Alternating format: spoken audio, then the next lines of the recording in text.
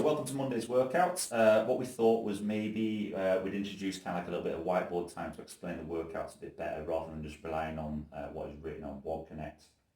Again, because there's going to be so much variation with what equipment you've got at home. Again, you can either watch this video before the workouts come up and you do the Zoom class, or if you're doing it by yourself, you don't have the time, or you just don't like your face being seen on Zoom. Whatever your reasons, like I say, we decided to kind of like write these workouts down and give you a little bit more of a considerations and kind of like an explanation of what the workout is. Again, we're trying to get the true CrossFit principles of constantly varied functional movements performed at high intensity. Your goal is to kind of like work over different time domains each time. So hopefully you've got a little bit of an understanding of the energy systems that we work in CrossFit. So today's is going to be a little bit of an interval workout. We thought about the time domains that we've done. Like let's say, for example, we did a variation on Fight Gone Bad a couple of weeks back where we're doing 5-minute rounds and 3 of them. So this time we're going to be doing 3-minute rounds and we're going to do 6 rounds of it. So the workout, 6 rounds, and your goal is to accumulate a maximum number of repetitions. You do 1 minute of max rep sumo deadlift high pulls. You're going to do 1 minute max rep burpees. You're going to do 1 minute max rep double unders. Yeah, 1 minute rest.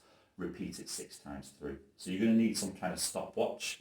Like I say, there's a really good one. Let me grab this. The one that we use at CrossFit, you could use on your phone. There's all kinds of Tabata timers and everything else online, but we use an online one. You can put this on your laptop.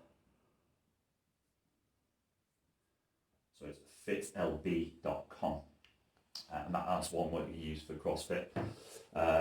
It just works really well. You can set it to anything, and again, it should be able to be displayed on your telly or anything else.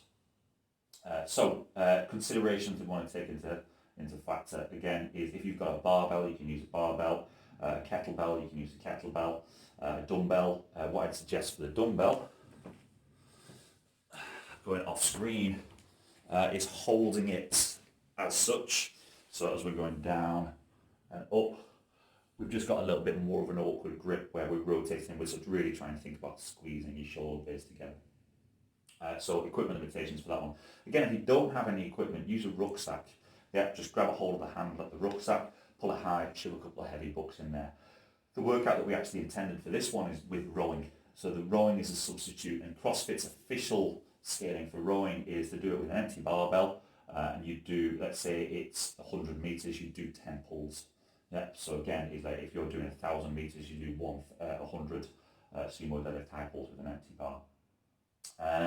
So that's your equipment limitations. For the burpees, now I know some of you are going to be living in flats or anything else, so floor impact's going to be a big thing. So what we said is we found that, especially if we're up in the morning, we don't want to wake the neighbours up.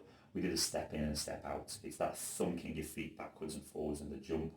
So that might be one thing that you want to try and work towards with burpees. Double unders, if you don't have access to outside, or like I say, you don't want to be doing this kind of like while your neighbours are around.